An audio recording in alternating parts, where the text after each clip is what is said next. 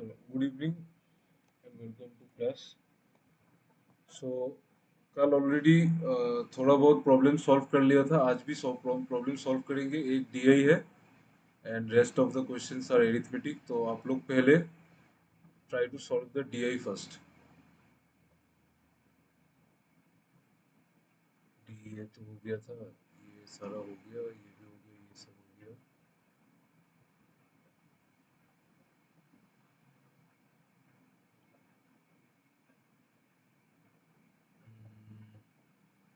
ये भी हो गया था, ये नंबर सीरीज हो गया, ये एवरेज का क्वेश्चन हो गया था, ये भी हो गया। সৌরভের তো কাল ছুটি আছে, কালকে কি সেন্টারে আসবে সৌরভ? তো একসাথে নক দিয়ে দিব। আসবে আসবে, এই জন্যই বলছে। হ্যাঁ তাহলে হ্যাঁ ঠিক আছে স্যার। দিয়ে দিও, কেউ সাথে দিলে ভালো, নাহলে আমি আমার সাথে দিলে কি হয়, আমি তো মাঝখানে ছেড়ে দিই, তো তোমরাও ছেড়ে দাও। আমি ছাড়লে তোমরা কেন ছাড়বে? আমি তো ছাড়তেই পারি না, আমার তো ইচ্ছা নাই করতে পারে। আমার তো কোনো রিস্ক কিছু নেই, তোমরা ছাড়বে না। ठीक है, ये वाला क्वेश्चन सॉल्व करो, ट्राई करो, please try to solve it. मतलब अभी तो कुछ नहीं है इसमें, मिसिंग डीआई है, so you right the information को लिख लो पहले, बस इंफॉर्मेशन लिख लो, देन फिर क्वेश्चन में देखेंगे।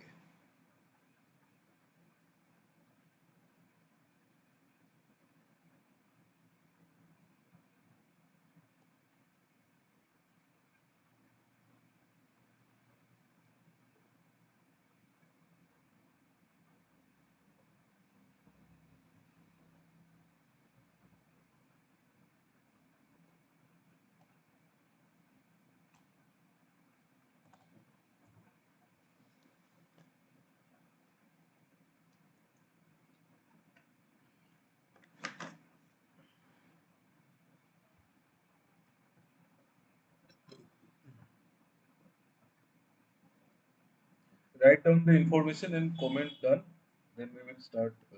हो गया, done। अरे वाह, very fast, okay, very nice. Okay okay, ठीक है। ये आप लोग ये वाला क्वेश्चन करो,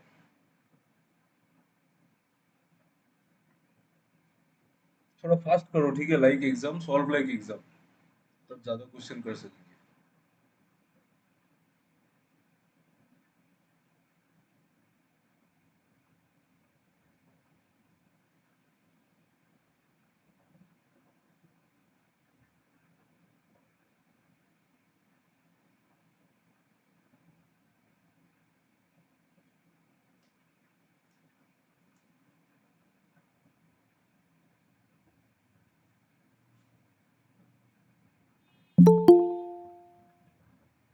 good evening Simran. Good evening sir. Simran, आप एक फटाफट एक काम करो, जल्दी से जल्दी ये वाला ये इंफॉर्मेशन को लिख लो, बस थोड़ा जल्दी लिखो, हो जाने से एक बार बोल दो। सर स्क्रीनशॉट ले लिया। ले लिया ना, ठीक है। ये क्वेश्चन देखो,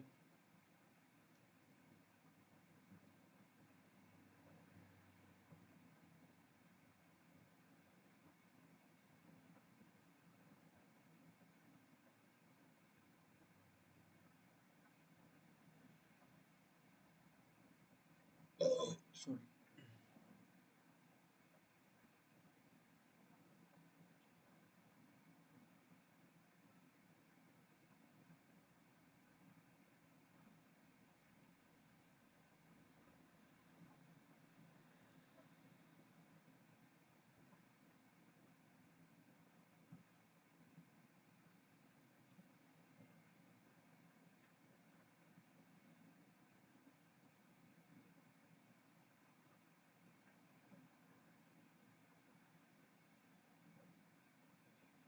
डी, ओके।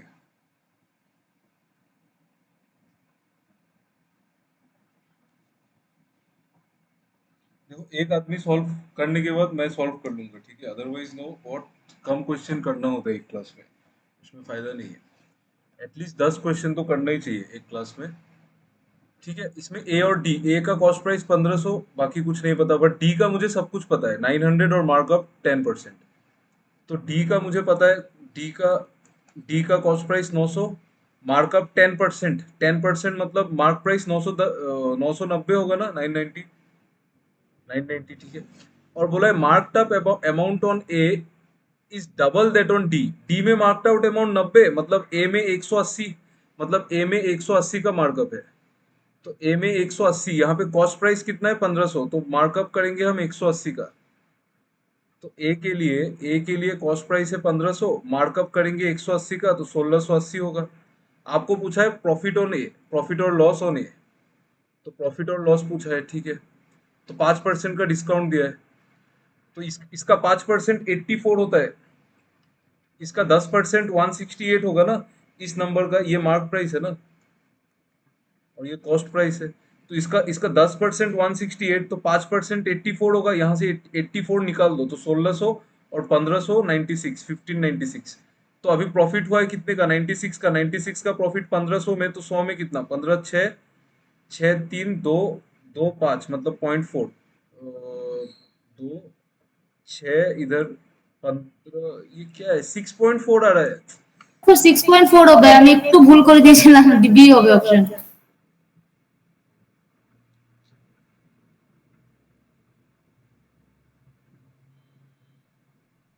ठीक है, कोई बात नहीं, ऑप्शन बी आंसर है, ठीक है। 96/1500, मतलब 96/1500, 96 का प्रॉफिट है 1500 में, तो 100 में कितना होगा, 100%।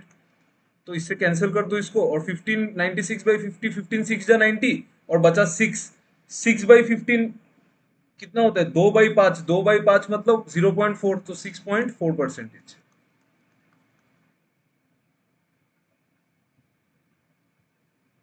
Please don't commit mistakes, okay. Next question में ठीक से करना, ठीक है। ये क्वेश्चन में किसी को डाउट है क्या, डाउट तो नहीं है ना इसमें, कुछ तो है ही नहीं इसमें, आगे जा सकते हैं ना नेक्स्ट क्वेश्चन में। Yes,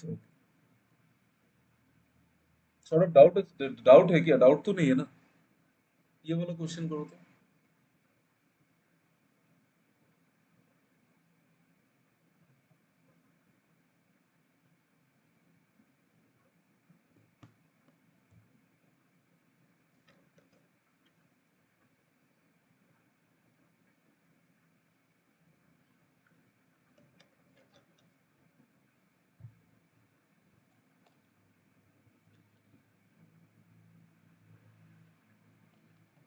Big step underground methods.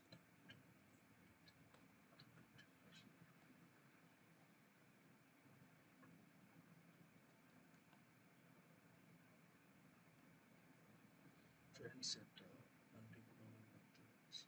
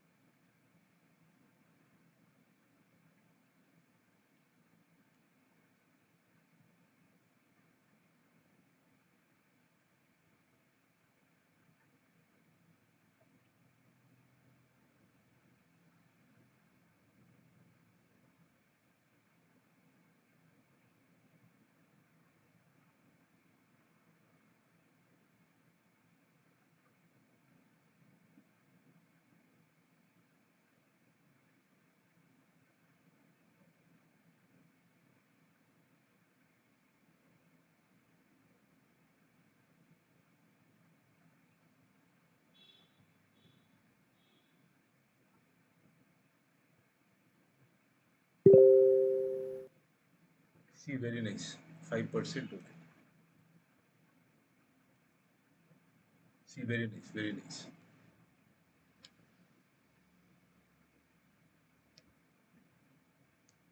ठीक है, देखो, इफ आर्टिकल ई के बारे में तो नहीं पता मुझे, लेट्स सी क्या है आर्टिकल ई। आर्टिकल ई कहाँ है, 1000 और 14% का मार्कअप, और कुछ नहीं पता है, ठीक है। 1000 इसका कॉस्ट प्राइस है और 14% का मार्कअप है। 14%, 1000 का 14% 140, तो 140 का मार्कअप, तो 1140। ठीक है। आपको बोला है if the article E were sold at 10% discount, अगर इसको 10% डिस्काउंट में बेच देंगे, यानी कि 114 माइनस करके बेचेंगे, है ना, 114 माइनस करके बेचेंगे, तो इससे 114 माइनस करो, इससे 100 माइनस करने से 1040, और 14 माइनस करेंगे तो 1026, 1026। आपको बोला ऐसा होने से जो प्रॉफिट हो रहा है, प्रॉफिट कितने का हो रहा है, 26 का प्रॉफिट हो रहा है, देखो 26 का प्रॉफिट हो रहा है। तो जो 26 का प्रॉफिट हो रहा है that is 57 less than original profit. मतलब 26 57 लेस है किस नंबर से, 26 57 किस नंबर से लेस होता है, इस नंबर से, 83 से, 83 से 57 लेस है ना। 26 जो नंबर है वो 57 किस नंबर से लेस है, 83 से। तो इसका मतलब ओरिजिनल प्रॉफिट 83 है। तो आपको ओरिजिनल प्रॉफिट अगर 83 है तो ओरिजिनल सेलिंग प्राइस 1083 होगा। आपको बोला है ओरिजिनल डिस्काउंट कितना है, तो ओरिजिनल डिस्काउंट कितने का दिया है, 1140, और 1083 मतलब 100, मतलब 17, 17 और 40 मतलब 57। तो अभी क्या बोला है, फाइंड द ओरिजिनल डिस्काउंट, 57 मतलब 5%, 57 मतलब 5% ना, 57 का डिस्काउंट दिया है, हाँ 5%, ठीक है, सही है, करेक्ट। क्वेश्चन क्लियर है ना। देखो मैं थोड़ा सा शॉर्टकट में सॉल्व कर रहा हूँ, क्योंकि ये तो देखो एक्सप्लेनेशन तो करने का अभी टाइम नहीं है, मेंस का क्लास है। सो डोंट माइंड, मतलब कि थोड़ा जल्दी हो जा रहा है, बस आप थोड़ा देख लो, मतलब आपको भी समझ में आ ही जाना चाहिए। ठीक है। ये क्लियर है क्वेश्चन, 5% कैसे आया, देखो इनिशियली कितना कितना का डिस्काउंट दिया है, आपको ओरिजिनल डिस्काउंट पकड़ना है ना। तो कितना डिस्काउंट दिया है, 57 का डिस्काउंट कितने पे, 100, 1140 पे, 1140 का 10% 114 है, तो उसका आधा 57 तो 5% ही होगा ना। क्लियर है ये क्वेश्चन, देखो जल्दी देखो।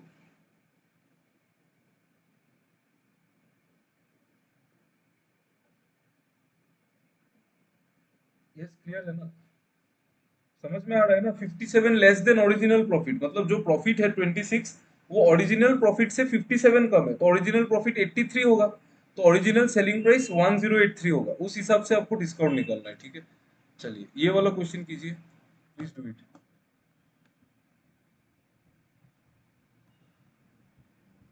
देखो ये पूरा करने वाला डीआई है, ऐसा डीआई को एग्जाम में छोड़ना ही नहीं है, पूरा फुल कर देना है, 4-5 क्वेश्चन होगा।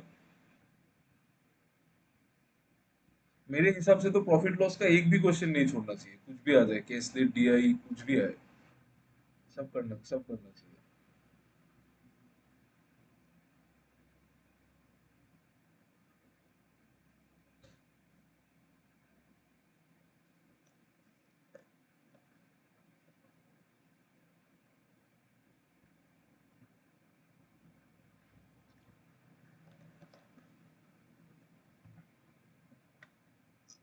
सॉरी।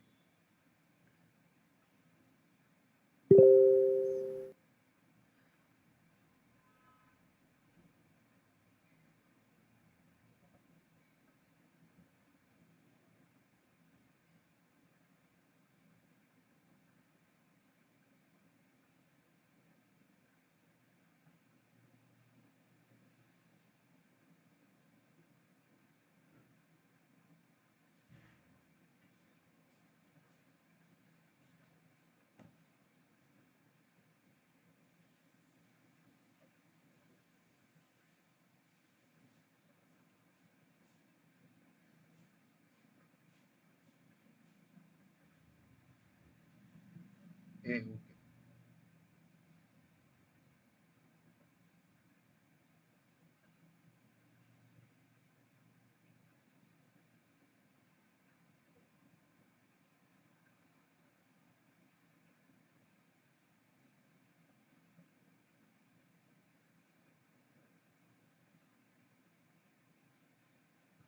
देखो इसमें क्या है, लॉस, डी में जितना लॉस हुआ है वो 18 ज्यादा है उसका मार्कअप अमाउंट से। डी का मार्कअप अमाउंट कितना है, डी का मार्कअप अमाउंट 10%, मतलब 90 का मार्कअप है।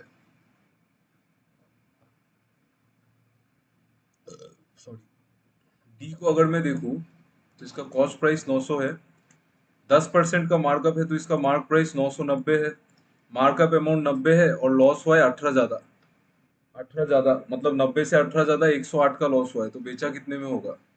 792 में। 792 में। Then find the ratio of discount percent on mark mark price of article B. तो बी में डिस्काउंट कितना दिया है? बी में डिस्काउंट दिया है 100, अभी तो निकाला था 990 और 792, मतलब 990 790 200, 198 का डिस्काउंट दिया है ना। 198 डिवाइडेड बाई 990, इसका रेशियो निकालना है किसके साथ? सही है ना? सही किया ना कैलकुलेशन? सही है, 190 सही। And on that of article, on ratio mark price of article B, अच्छा ये डी है ना, तो ये ratio discount percentage article B, B में कितना डिस्काउंट है इसमें? बी का कहाँ है? बी का डिस्काउंट परसेंटेज डायरेक्ट गिवन है क्या? अच्छा डायरेक्ट गिवन है, हाँ सर 15%। 15%, ठीक है। तो 15%, इसको 15/100 ले लो।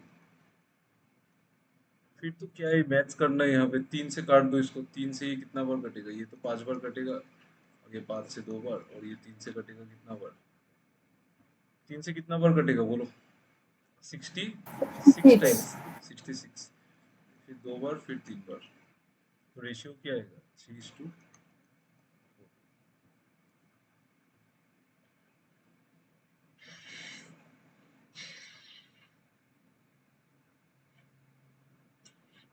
इजी है ना? ये तो इजी क्वेश्चन था। আরেকবার দেখাবেন? আমি তো মানে পার্সেন্টেজ বের করে করেছিলাম। এটা যে রেশিওটা করলে আরেকবার দেখান। हाँ, देखो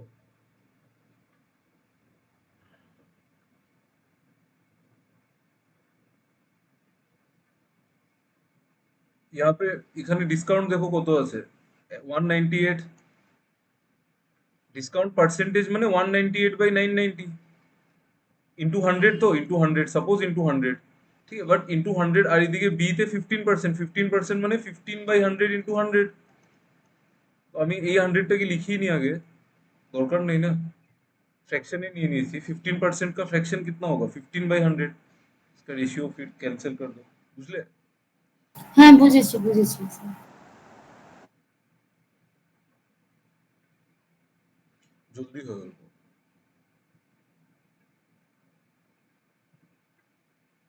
ये क्वेश्चन करो तो।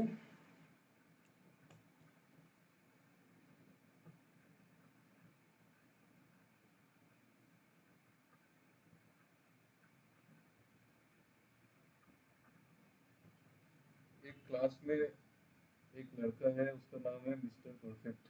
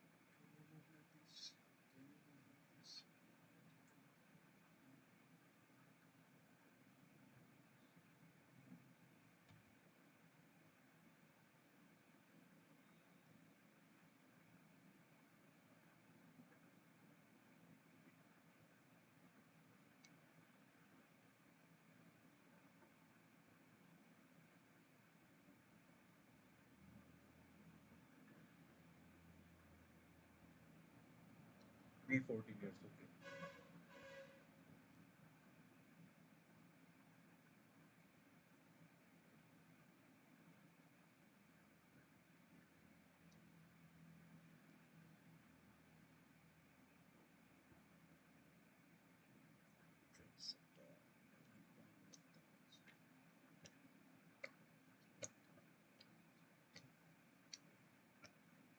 प्रियंका, हाउ कैसे किया बोलो? ट्रेडिशनल से किया कि नॉर्मल एवरेज से किया, मतलब शॉर्टकट से किया कि ट्रेडिशनल से किया, वो बताओ।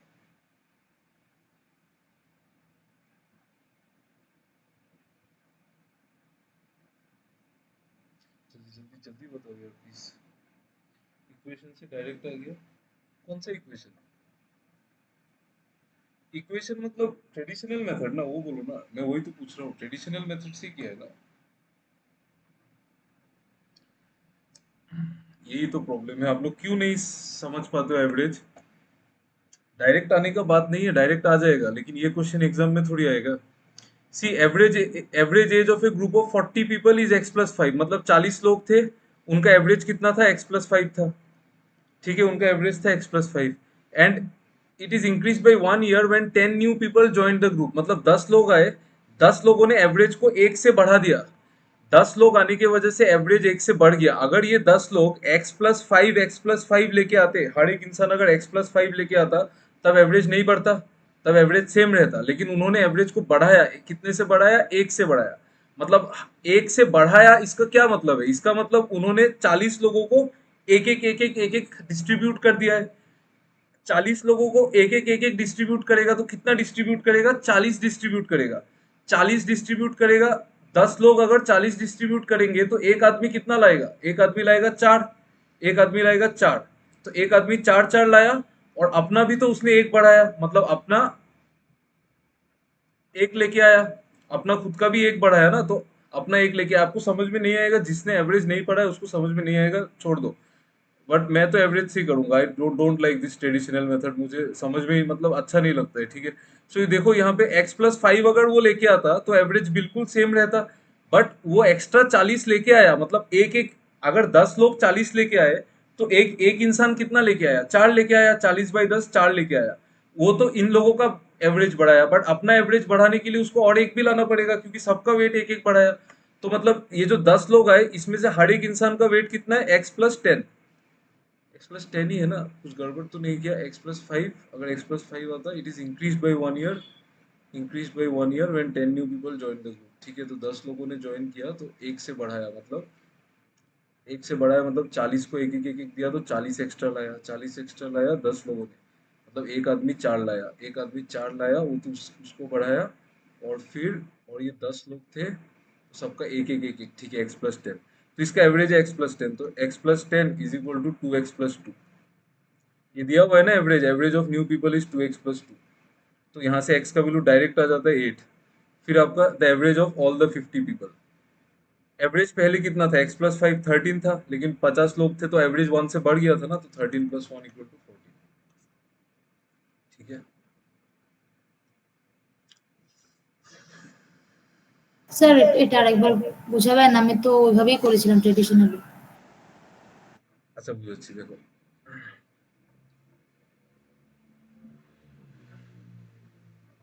ঠিক আছে, করো ট্রেডিশনাল দিয়ে, मतलब ঠিক है, कोई बात नहीं।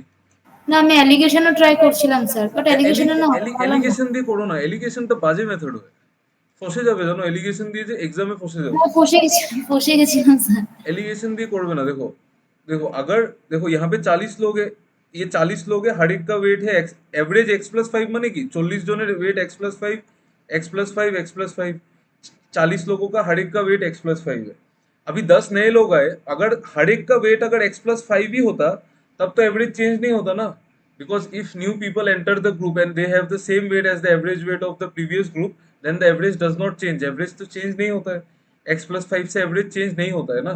बट एवरेज तो बढ़ा है 1 से, एवरेज अगर 1 से बढ़ा है, इसका क्या मतलब है, इसका मतलब इस ये जो 10 लोग आए, ये लोग कुछ एक्स्ट्रा लेके आए अपने साथ, है ना, এই কথাটা বুঝছো কিনা না, যে এক্সট্রা এনেছে যে, তাইলেই তো এভারেজ হ্যাঁ বাড়বে হ্যাঁ না।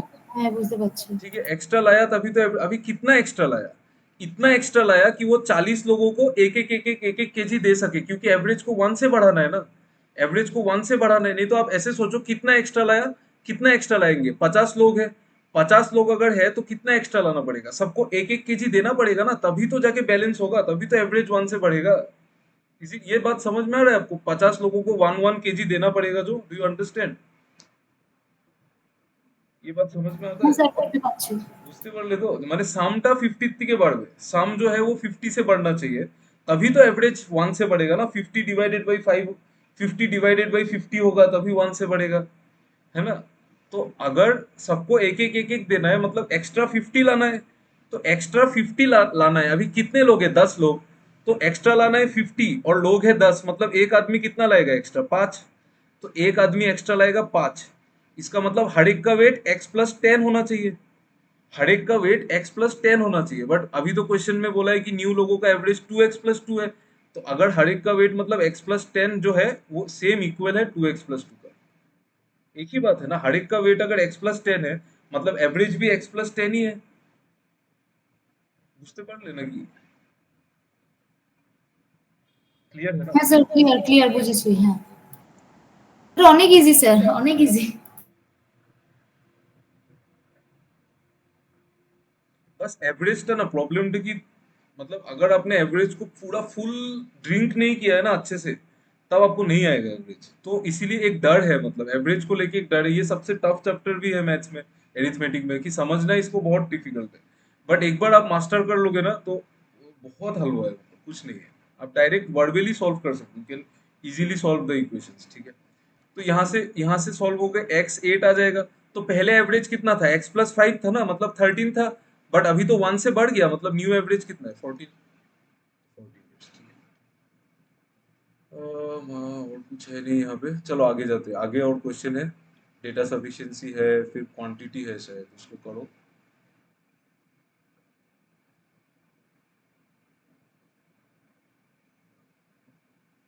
ये वाला क्वेश्चन करो तो। आप लोग करो, मैं जस्ट एक मिनट में आ जाऊँ।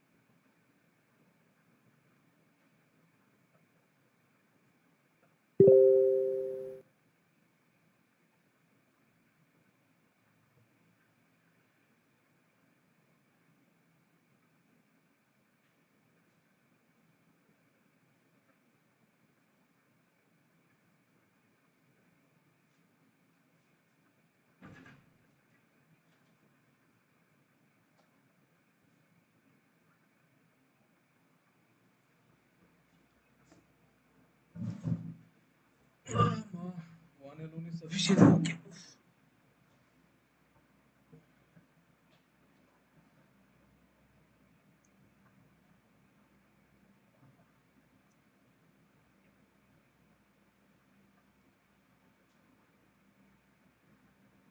प्रियंका फिर से करो तो, इसको फिर से करो।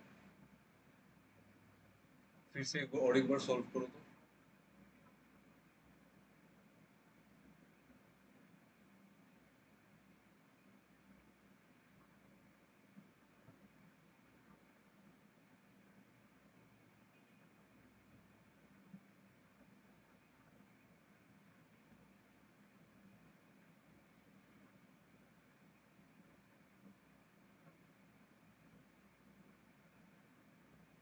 आपको यस और नो में जवाब देना हो, जो देना है कि वो बड़ा है कि नहीं। अगर पता चल जाता है कि बड़ा है तो यस, और नहीं पता चलता है तो नॉट सफिशिएंट।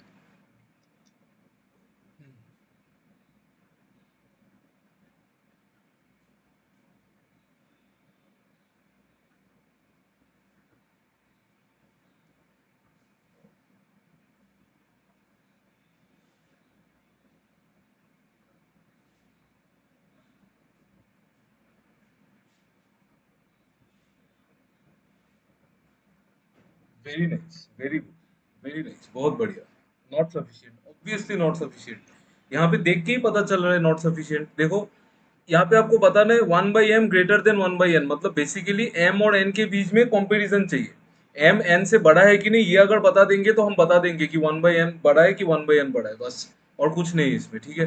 तो पहला स्टेटमेंट को देखो, पहला स्टेटमेंट में क्या लिखा है? 1/m plus 1/n is greater than 1/m minus 1/n। आप ये चीज एग्री करते हो ना कि यहाँ पे अगर m का कोई भी वैल्यू है, m का जो भी वैल्यू हो, ये दोनों कैंसिल होगा कि नहीं, बोलो तो। यस और नो बोलो तो। m पॉजिटिव होने से भी कैंसिल होगा, नेगेटिव होने से भी कैंसिल होगा होगा नेगेटिव होने से भी कैंसिल होगा ना, तभी भी कैंसिल होगा। मतलब ये तो फालतू का स्टेटमेंट दिया है ना। एम को ऐसे ही डाला है, तो इसको सॉल्व करेंगे तो 1/n प्लस 1/n मतलब 2/n इज ग्रेटर देन 0, मतलब n पॉजिटिव है। इससे मुझे यही मिल सकता है कि n पॉजिटिव है। ठीक है, n पॉजिटिव है, मतलब यही मिल सकता, और कुछ नहीं मिल सकता इससे। और सेकंड वाला बोल रहे हैं कि m पॉजिटिव है, तो रहने तो दोनों को पॉजिटिव होने दो। मुझे नहीं चल रहा है ना कौन सा बड़ा है, तो नॉट सफिशिएंट। क्लियर हुआ? क्लियर हुआ कि नहीं बोलो? देख लो एक बार। प्रियंका भी समझ में आ गया ना? यस, ओके बस, ओके बस। ठीक है, ओके। एलजेब्रा का क्वेश्चन मत छोड़ना, इजी होता है, पता है, बहुत इजी होता है। अब थोड़ा कॉन्फिडेंस लेके आप आगे बढ़ जाना, आपका आंसर आ जाएगा। ठीक है, चल ये वाला क्वेश्चन करो तो।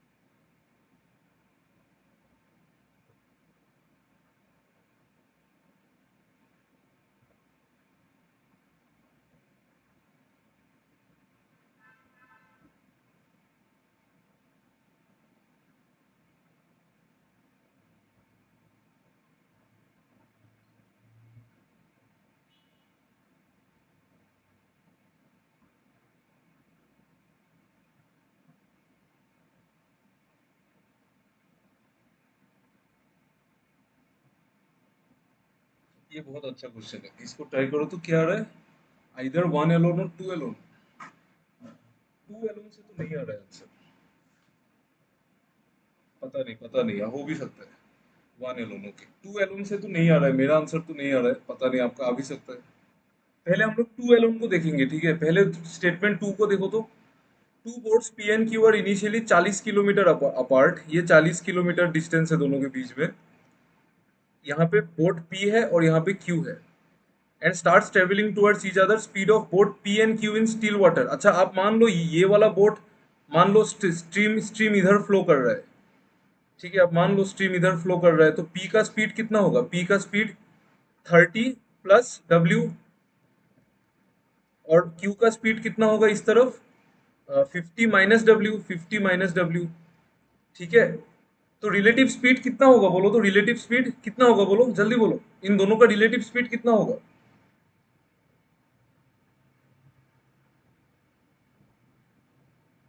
80 होगा ना, 80। 80 होगा ना, डब्ल्यू डब्ल्यू तो कैंसिल हो जाएगा। तो वो तो फिर पता ही नहीं चला ना मुझे। समझ में आ रहा है ना आपको क्या बोल रहा हूँ मैं? आपको स्ट्रीम का स्पीड पता कैसे चलेगा? डब्ल्यू डब्ल्यू तो कैंसिल हो जाएगा। अगर आप यहाँ पे इक्वेशन बिठा भी देंगे कि 0.5 आवर्स, मतलब time time is equal to distance, distance कितना है 40, divided by relative speed 30 plus 50 80, तो ये तो हाफ आ ही रहा है ना, तो मुझे बी डब्ल्यू पता नहीं चल रहा है। क्लियर हुआ ये? टू से नहीं होगा जो। टेल मी।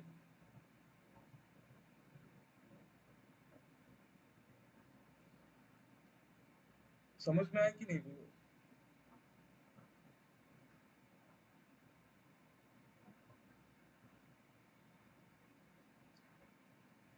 नहीं बोलोगे क्या आप लोग? बोल दो यार, समझ में आया कि नहीं, तब वन देखेंगे ना। डाउट है क्या? किसी को डाउट है क्या इसमें?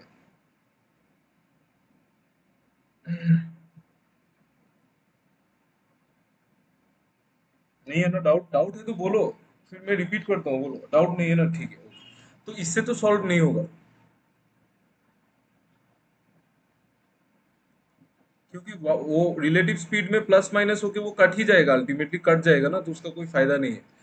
फिर ये देखो, बोट बोट कोई भी बोट है goes 30 kilometre upstream and comes back to the same point in 2.25 hours with speed in still water, इससे आ जाएगा, इससे आ जाएगा, इससे आराम से आ जाएगा।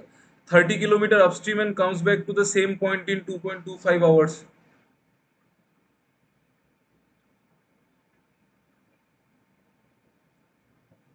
आ तो जाएगा, लेकिन इसको मतलब आ जाएगा ऐसे, तो इसको डिस्टेंस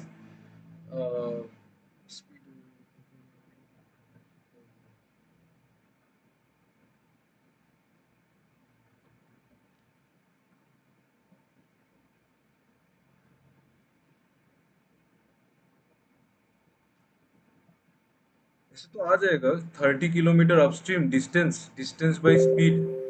अपस्ट्रीम जा रहा है तो बोट माइनस वाटर होगा, मतलब स्टिल वाटर में स्पीड है 30, 30 minus water plus 30 divided by 30 plus water is equal to 2.25।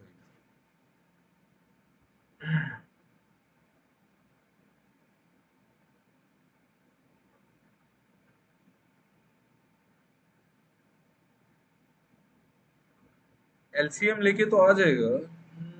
Anyone, किसी ने निकाला है क्या वाटर का स्पीड स्ट्रीम का? इसमें नहीं निकाला होगा आपने।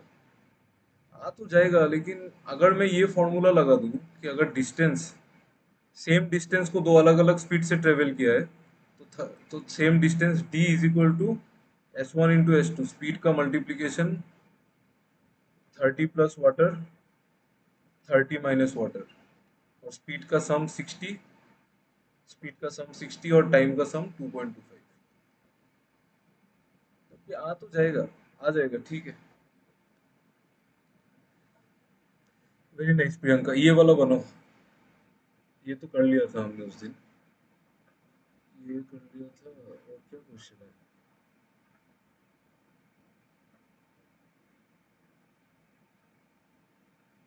ये क्वेश्चन बनो दो, please do it.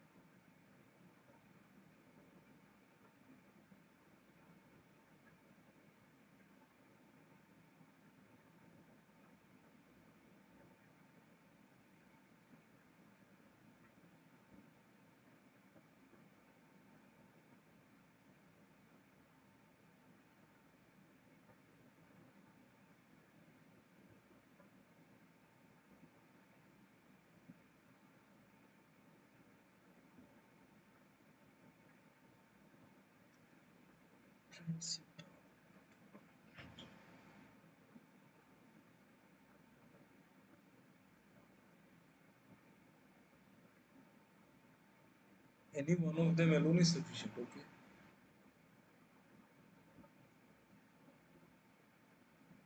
Any other answer?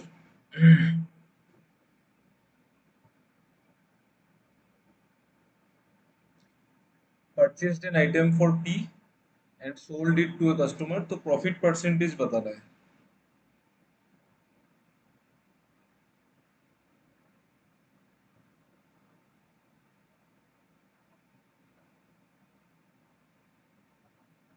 Profit percentage ही बताना है। वन से तो आ ही जाएगा ना, देख के ही पता चल रहा है कि नहीं, बोलो तो वन से आएगा ना। হ্যাঁ স্যার 1 দিয়ে বেরোচ্ছে 2 দিয়ে বেরোচ্ছে না তো পাচ্ছি না। वन से तो देख के ही पता चल रहा है, क्योंकि उसको 60% मार्कअप किया है, तो मार्कअप करके फिर 2 बार डिस्काउंट दिया, तो सेलिंग प्राइस आ ही जाएगा ना। रेशियो ही चाहिए, परसेंटेज पूछा है तो रेशियो से आ जाएगा, तो इससे तो आ जाएगा। इससे आएगा कि नहीं देखते। The shopkeeper mark the price 0.28p above cost price. Cost price इतना है, 0.28p ऊपर मार्क किया है, मतलब 1.28p, and sold to the customer allowing 10% discount. इसमें इससे भी आ जाएगा, है ना। স্যার ভ্যালু তো দেয়ই নেই কেন কি করে আসবে? ভ্যালু লাগবে না না, পি টার্মসেই আসবে, আমার রেশিওই লাগে কস্ট প্রাইস সেলিং প্রাইসের। তুমি যদি এখানে টেন ওহো পার্সেন্ট পার্সেন্ট জিজ্ঞেস করেছে। হ্যাঁ পার্সেন্টেজ জিজ্ঞেস করেছে না, প্রফিট পার্সেন্টেজই पूछा है। तो mark the price 0.28p above cost price, मतलब 1.28p, फिर उस पे 10% डिस्काउंट देके बेच दिया है। कितने में भी बेचे मुझे क्या मतलब है, कोई भी पी के टर्म्स में कुछ तो आएगा ना। तो ये कॉस्ट प्राइस और सेलिंग प्राइस आ जाएगा, उसके रेशियो से प्रॉफिट आ जाएगा, तो इससे भी आ जाएगा। ठीक है, थ्री से आएगा कि नहीं ये प्रॉब्लम है, थ्री से भी आ जाना चाहिए, इतना डेटा गिवन है। Customer paid 1512 after 5% tax on the purchase price. 5% मतलब 1/20, मतलब 20 का माल को अगर 21 में बेचा है, तो मतलब इसमें 5% टैक्स दिया है कस्टमर ने। मतलब आफ्टर 1512 में 5% टैक्स देने के बाद ये, तो ये होगा आपका 1512। तो एक यूनिट कितना हो जाएगा, 21 यूनिट्स अगर 7 और 42, मतलब 2 72, तो ये हो जाएगा आपका 1440। ठीक है, और फिर उसके बाद on the purchase price and marked up, on the purchase price and marked up amount in discount. अरे यार इससे भी आ जाएगा। Very nice Priyanka, very nice, तीनों में से किसी एक से भी आ जाएगा। थर्ड वाला में आपको वो गिवन ही है, टैक्स के बाद का प्राइस गिवन है, तो आप टैक्स के पहले वाला प्राइस निकाल लो, वो सेलिंग प्राइस है। और उस पर डिस्काउंट भी गिवन है, डिस्काउंट गिवन है 360 रुपए का डिस्काउंट है, तो मार्क प्राइस निकल जाएगा ना। 360 ऐड कर दो इसमें, 60 1500 1800, तो फिर उसमें मार्कअप अमाउंट भी गिवन है 550, तो कॉस्ट प्राइस होगा 1300 1250। समझ में आया ये चीज, ये क्वेश्चन समझ में आया कि नहीं, बोलो तो।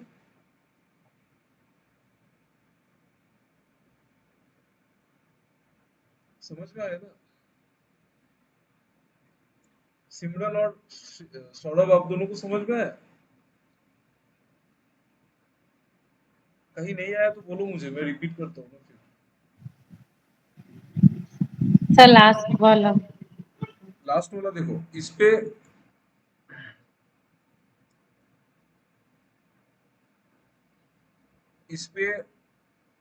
1512 रुपए लिया है, 5% टैक्स कस्टमर ने पे किया है। मतलब कस्टमर जब पैसा, आप जब पैसा पे करते हो, आप किस पे पैसा पे करते हो, सेलिंग प्राइस पे ना। अब हम जो टैक्स देते हैं खाने में, हमारा जो बिल आता है, जो खाने का बिल आता है उसके ऊपर ही टैक्स देते हैं।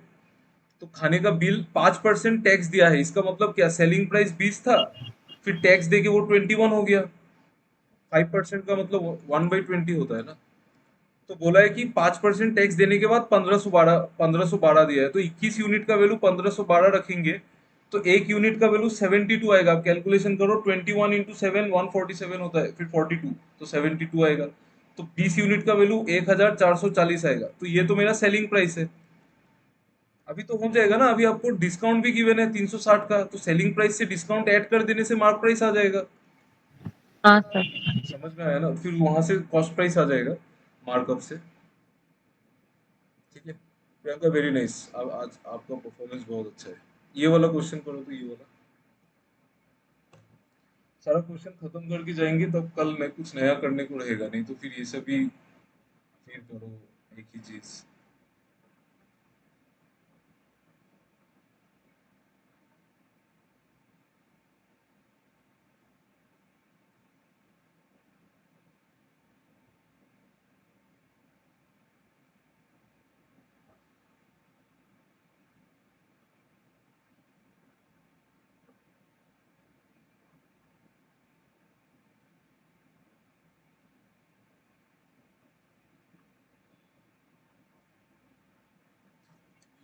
ये 2 and 3 है, हाँ यहाँ पे ये 2 and 3 है, ये वन छोटे से है।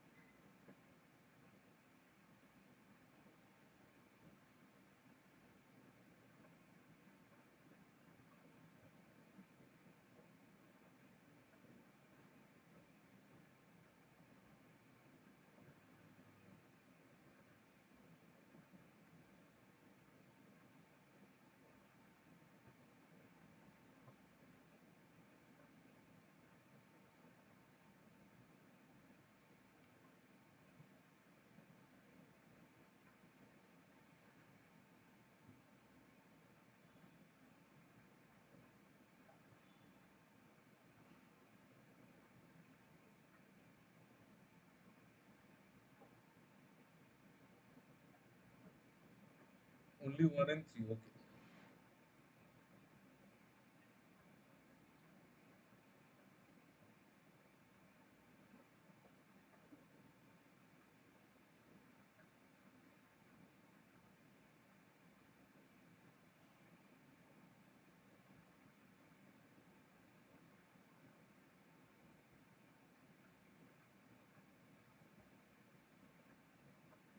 जल्दी निकालो, जल्दी निकालो।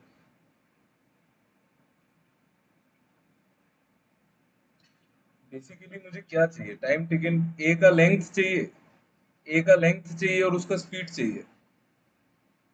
ए का लेंथ और स्पीड मिल जाएगा तो आंसर आ जाएगा। और एक्स का वैल्यू भी चाहिए, ए का लेंथ चाहिए, उसका स्पीड चाहिए, एक्स का वैल्यू भी चाहिए, तीन चीज चाहिए। समझ में आ रहा है आपको? ए का लेंथ चाहिए, उसका स्पीड चाहिए और एक्स का वैल्यू भी चाहिए, तभी तो निकलेगा ना इक्वेशन।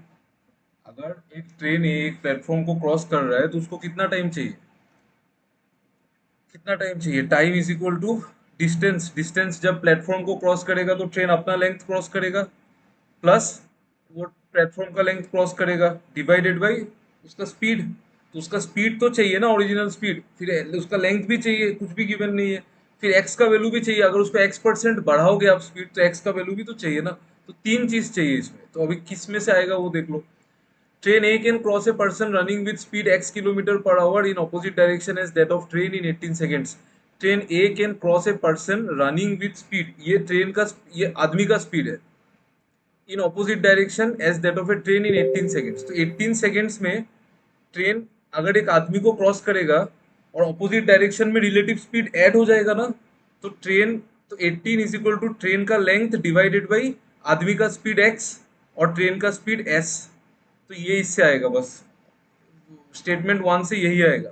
तो स्टेटमेंट वन एलोन तो सफिशिएंट नहीं है, तो एलोन तो कुछ ही नहीं होगा, तो एलोन तो है भी नहीं ऑप्शन में, ठीक है। स्टेटमेंट वन एलोन तो सफिशिएंट नहीं है, ये स्टेटमेंट वन है, ठीक है। स्टेटमेंट टू में क्या लिखा है, another train of length 150 meter running with speed 30 kilometre per hour can cross train A running in same direction in 90 seconds. Statement two बोल रहा है कि 90 सेकेंड्स में अगर ये ट्रेन, हमारा जो ट्रेन है अपना ट्रेन एल, अगर वो दूसरा ट्रेन बी जिसका लेंथ 150 है तो क्रॉस करने में कितना डिस्टेंस ट्रेवल होगा, L plus 150 divided by relative speed. तो उसका स्पीड है 30 और opposite running in same direction है, ट्रेन बी क्रॉस कर रहा है, रनिंग कैन क्रॉस ट्रेन है, तो 30 माइनस एस, तो ये इक्वेशन टू बनेगा, ठीक है, ओके। फिर इक्वेशन 3 देखो क्या है, another person running with speed x plus 5 kilometre per hour can cross that platform in 36 seconds. एक आदमी जिसका स्पीड है x plus 5 kilometre per our, वो उस प्लेटफॉर्म को क्रॉस करेगा तो कितना लेंथ ट्रेवल करेगा, उस प्लेटफॉर्म का लेंथ है ना। तो इन 36 सेकेंड्स, 36 सेकेंड्स मतलब 36 सेकेंड्स इज इक्वल टू कितना लेंथ, एक आदमी जब एक प्लेटफॉर्म को क्रॉस करेगा तो वो उसका लेंथ ट्रेवल करेगा is equal to 250 length time is equal to distance by speed. Speed तो एक ही है, प्लेटफॉर्म तो रुका हुआ है, एक्स प्लस 5। यहाँ से एक्स प्लस यही है ना, मैंने गड़बड़ तो नहीं किया है कुछ। another person running with speed इतना can cross that platform in 36 seconds। हाँ सही है, which platform, ये वाला प्लेटफॉर्म ना। हाँ तो इससे x आ जाएगा, इससे x का वैल्यू आ जाएगा। 3 से तो x आ रहा है डायरेक्ट, ठीक है, 3 से x आ रहा है। फिर देखो, and train A can cross that person when running in the same direction in 50.4 seconds। train A can cross that person when running in the same direction। train A can cross that person when running in the same direction। तो x अगर आ जाएगा तो train A can cross that person, तो कितना time given है, 50.4 seconds. तो 50.4 time is equal to distance, train A मतलब ट्रेन ए का length divided by same direction बोला है ना, in same direction in 50.4 seconds. Same direction मतलब ट्रेन ए क्रॉस करेगा तो उसका स्पीड s होगा, s माइनस एक्स प्लस 5। तो s माइनस एक्स प्लस 5 यही होगा। तो यहाँ से x तो मुझे पता चला है, इसमें से x तो हम डाल देंगे तो l और s में एक इक्वेशन आएगा। और अगर मैं इसको इसको यूज करूं 3 के साथ, तभी भी l और s में एक इक्वेशन आएगा। दो इक्वेशन, दो वेरिएबल, मतलब 2 और 3 को यूज करके सॉल्यूशन आ सकता है कि नहीं। आप एग्री करते हो ना, 2 और 3 से सॉल्यूशन आ सकता है कि नहीं, बोलो तो। यू अंडरस्टैंड, आप समझ पा रहे हो ना मैं क्या बोल रहा हूँ। यस आ सकता है, बाकी लोग यहाँ आ सकता है ना, क्योंकि इक्वेशन टू भी एल और इक्वेशन टू भी एल और एस में एक इक्वेशन है, और इक्वेशन थ्री भी, थ्री में भी एल और एस ही है ना, एक्स तो निकल जाएगा ना, वो तो वैल्यू आ जाएगा, तो एल और एस में ही इक्वेशन बनेगा। तो दो इक्वेशन दो वेरिएबल, मतलब 3 and 2 से तो आ सकता है सॉल्यूशन, ठीक है। फिर 3 and 1 से देखो, 3 and 1 से आ सकता है, 3 और 1 को अगर मैं कंबाइन कर दूं तो x का वैल्यू आ जाएगा। तो x का वैल्यू आ जाएगा, फिर l और s में दो इक्वेशन दो वेरिएबल आ जाएगा, मतलब 3 और 2 से आ सकता है, 3 और 1 से भी आ सकता है। अब अभी 1 और 2 से आ सकता है कि नहीं वो देखो, नहीं 1 और 2 से नहीं आ सकता है, क्योंकि यहाँ पे तीन वेरिएबल है, दो इक्वेशन है। तो मतलब आइदर 1 and 3 टुगेदर और 2 and 3 together are sufficient to answer the question, ठीक है। आया समझ में, ये अच्छा क्वेश्चन था। यस आ गया। एक लास्ट क्वेश्चन करेंगे, उसके बाद क्लास को खत्म करेंगे, ठीक है। ये हमने कर लिया था मेल फीमेल वाला, ये मोबाइल फोन हो गया था, ये एवरेज वेट भी हो गया था, नंबर सीरीज हो गया था, ये नंबर सीरीज हो गया था, ये क्वेश्चन हो गया था, ये भी हो गया था, ये क्वेश्चन में कुछ प्रॉब्लम था, ये क्वेश्चन करो तो प्लीज सॉल्व इट।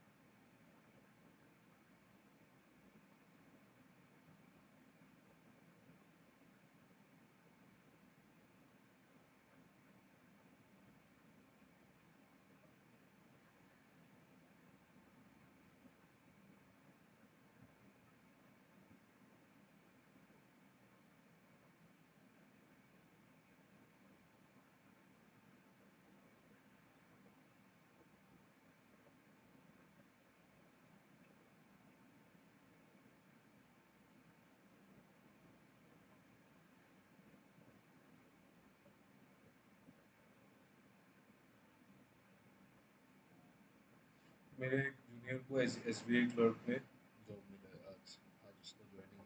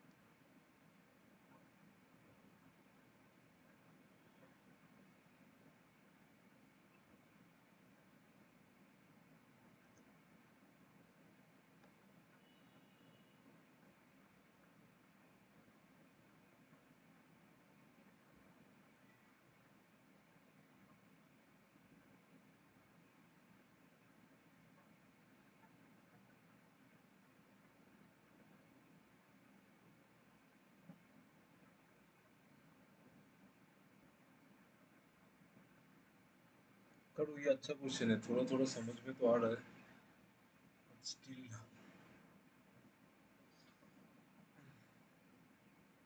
कोई भी पाइप को क्लोज नहीं किया है, आप ये याद रखो, उस एंगल में सोचो कि कोई भी पाइप को क्लोज नहीं किया है ना।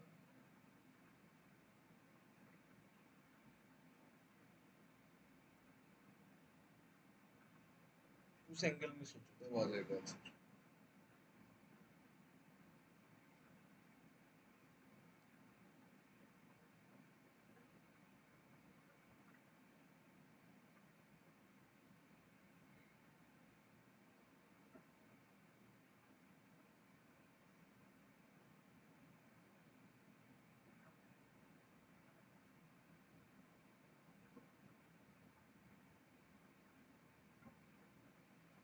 देखो देखो देखो देखो, A and B can together fill a tank in 4 hours, तो ए और बी को कितना टाइम लगता है फिल करने में? 4 घंटा। C and D can individually empty the tank in 10 hours, C खाली करेगा 10 घंटे में और डी खाली करेगा 12 घंटे में।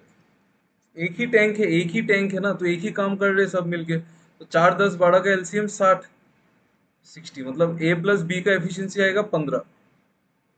ये है efficiency of A plus B. C का एफिशिएंसी है 6 - 6, ये एम्प्टी कर रहा है ना, तो -6, ये सी का एफिशिएंसी है। और डी का एफिशिएंसी है -5। ठीक। आपको फिर क्वेश्चन में क्या बोला? When the tank was empty pipes A and B were simultaneously open, मतलब दोनों को साथ में खोला है। 1 घंटे तक तो दोनों ने काम किया है, तो 1 घंटे तक तो दोनों 15 यूनिट फिल कर देंगे। फिर 1 घंटे के बाद सी को भी खोला गया है। आप स्टोरी को समझिए, पहले 1 घंटे तक ए और बी को खुला रखा, फिर 1 घंटे के बाद सी को भी खोला है, मतलब सी खाली कर रहा है टैंक को, तो एक घंटे के बाद सी को भी खोला है। आफ्टर द ओपनिंग ऑफ सी, मतलब सी को खोलने के बाद डी को मैं कितने टाइम बाद खोलूं सो दैट जो मेरा टैंक है वो 3 घंटे में आधा फिल होना चाहिए, 3 घंटे में आधा फिल होना चाहिए। ओके, ठीक है। 3 घंटे में अगर आधा फिल होना है, तो मतलब आपको ये समझ में आ रहा है कि ए और बी ने इस काम में 3 घंटे काम किया है। ये समझ में आ रहा है आपको? ए और बी ने मिलके 3 घंटे काम किया है कि नहीं, बोलो तो। यस, है ना, क्योंकि ए और बी तो स्टार्टिंग से ही ओपन ओपन ही है, उनको तो बंद नहीं किया है ना। तो ए और बी 3 घंटे में कितना कर लेंगे? 45 कर लेंगे। ओके ठीक है, करने दो। ए और बी 3 घंटे में 45 कर लेंगे, ठीक है। और सी को तो 1 घंटा बाद खोला था, मतलब सी ने तो 2 घंटा काम किया है, करेक्ट है कि नहीं, बोलो तो। सी ने 2 घंटा काम किया है कि नहीं? यस और नो? यस, आप एग्री करते हो ना? सी ने 2 घंटा काम किया, 1 घंटे बाद खोला था तो उसने 2 घंटा ही काम किया है ना। तो सी 2 घंटे में कितना खाली कर देगा? 1 घंटे में 6 कर सकता है, 2 घंटे में 12 कर देगा। तो मतलब इसका मतलब 3 घंटे में इन तीनों ने मिलके तो 33 यूनिट्स फिल किया था। इन तीनों ने 3 घंटे में 33 तो फिल किया था। फिल ही किया है ना, वो 45 फिल किया, उसने 12 निकाल दिया, मतलब 33 ही फिल किया। करेक्ट। बट मुझे एक्चुअली फिल कितना करना है, मुझे तो फिल इसका आधा ही करना है, मतलब 30 ही करना है ना। मतलब 3 घंटे के दौरान इसने 33 तो फिल हुआ था, बट फिल होना चाहिए था 30, क्योंकि क्वेश्चन में बोला है कि after how much time the tank is only half filled in 3 hours, मतलब 30 फिल होना चाहिए था। मतलब आप डी को इतने टाइम बाद खोलो कि वो तीन तीन यूनिट ही खाली कर पाए। आपको समझ में आ रहा है मैं क्या बोल रहा हूँ? वो 3 यूनिट ही खाली करेगा, डी का काम उतना ही है कि वो सिर्फ 3 यूनिट ही खाली करेगा, तभी तो 30 हो जाएगा ना। ये और नो बोलो तो, ये और नो बोलो तो। नहीं समझ में आ रहा है?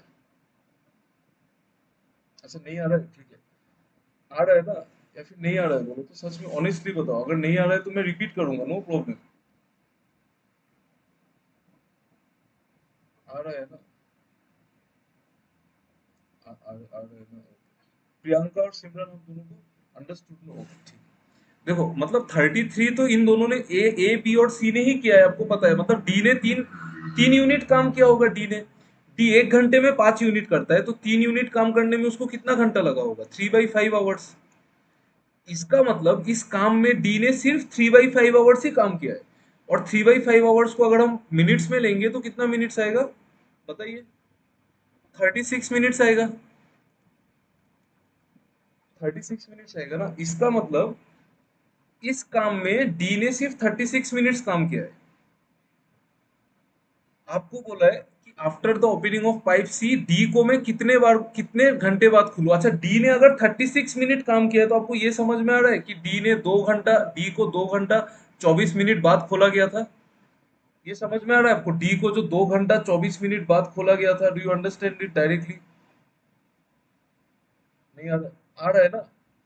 यस नहीं आ रहा है। देखो डी ने अगर 36 मिनट्स काम किया है, इसका मतलब डी ने लास्ट का 36 मिनट्स ही तो काम किया होगा, है कि नहीं? ये आपको समझ में आ रहा है? डी ने 30, क्योंकि डी को तो बंद नहीं किया है ना हमने, डी को बंद थोड़ी किया है। समझ में आ गया ना? डी को तो बंद नहीं किया है, मतलब डी ने लास्ट का 36 मिनट्स ही काम किया है। तो मतलब डी अगर लास्ट का 36 मिनट्स कर रहा है, मतलब उसको 2 घंटा 24 मिनट बाद खोला गया है। समझ में आ रहा है कि नहीं बोलो तो? क्योंकि भाई पूरा काम तो 3 घंटे में हो गया ना। 3 घंटे में काम हो गया। समझ में आया ना? तो पूरा पूरा काम तो 3 घंटे में हो गया, तो मतलब उसको 2 घंटा 24 मिनट के बाद खोला गया। स्टार्टिंग पॉइंट से आपको पूछा है कि सी को खोलने के कितने टाइम बाद खोला गया, तो सी को ही 1 घंटा बाद खोला, तो 1 घंटा 24 मिनट बाद डी को खोला होगा ना। क्लियर है ना अभी? अच्छा क्वेश्चन था ना ये, बहुत अच्छा क्वेश्चन था, वेरी गुड। मजा आ गया सॉल्व करके। ये बहुत अच्छा क्वेश्चन था। समझ में आया ना? Please tell me. अगर नहीं आया तो बोलो मुझे, तो मैं रिपीट कर सकता हूँ इसको, कोई प्रॉब्लम नहीं है। लास्ट वाला ठीक है। सर सी का पार्ट से समझा दीजिए। ठीक है जी समझाते हैं। देखो सी का पार्ट से देखो, आप पहले स्टोरी को समझिए। टाइम एंड वर्क में स्टोरी नहीं समझ में आएगा तो कुछ समझ में नहीं आएगा। आप पहले स्टोरी को देखिए। स्टोरी क्या बोल रहा है कि पहले हमने when the tank was empty, tank पहले खाली था, फिर मैंने ए और बी को ओपन किया। आपको ये भी पता है कि आपको ये भी पता है कि टैंक आधा फिल हुआ है 3 घंटे में। इसका मतलब तीन ए और बी को स्टार्टिंग से खोला गया, तो इन दोनों ने मिलके 3 घंटा काम किया। इन दोनों ने मिलके 3 घंटा काम किया ना। ए और बी ने मिलके 3 घंटा काम किया है। तो ए और बी 3 घंटे में कितना कर लेंगे? ए और बी 3 घंटे में कितना करेंगे भाई? 1 घंटे में अगर ये लोग 15 करेंगे, तो 3 घंटे में 45 करेंगे। इतना काम तो ए और बी ने किया है। करेक्ट। ठीक है। उसके बाद क्या हुआ देखो, उसके बाद 1 घंटा पार हुआ, फिर सी को खोला, तो सी ने 2 घंटा काम किया है। सौरभ आपको ये समझ में आ रहा है कि नहीं? सी ने 2 घंटा काम किया है जो पूरा पूरा काम 3 घंटे में हुआ है। पूरा काम अगर 3 घंटे में हुआ है, मतलब सी ने लास्ट का 2 घंटा ही काम किया, 1 घंटा बाद खोला था। तो सी 2 घंटे में कितना खाली करेगा? 1 घंटे में 6 करता है, तो